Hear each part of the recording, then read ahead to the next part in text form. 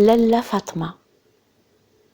Yvan me présenta un jour un groupe d'officiers, des cavaliers de l'école de Saumur, qui mirent à notre disposition des chevaux de polo.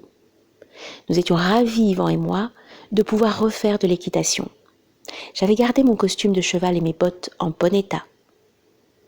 Nous convînmes de partir tous ensemble faire une promenade le long de la plage les semaines suivantes.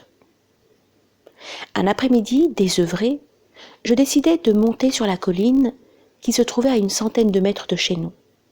Le soleil était brûlant.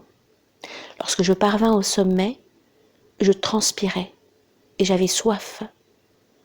Je regardais autour de moi, cherchant un coin d'ombre pour me reposer ainsi qu'un moyen de me désaltérer. Je vis alors une femme arabe qui se tenait debout dans l'encadrement de sa porte. Auprès d'elle, une jarre pleine d'eau. Je lui en demandai. Me voyant en sueur, elle me pria d'entrer dans l'ombre fraîche de sa chambre et de me reposer un instant, avant de boire cette eau qui était presque glacée.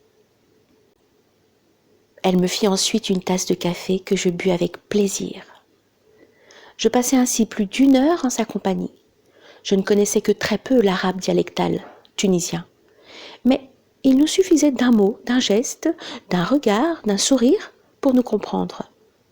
Je sus ainsi qu'elle avait 60 ans, qu'elle était veuve, que ses 7 fils vivaient avec elle, sauf l'aîné, marié et père de 2 enfants. Elle apprit à son tour tout ce qu'elle désirait connaître de moi. Lorsque je me levai pour partir, elle me fit promettre de revenir la voir, ce que je fis de bon cœur. J'avais enfin trouvé une amie.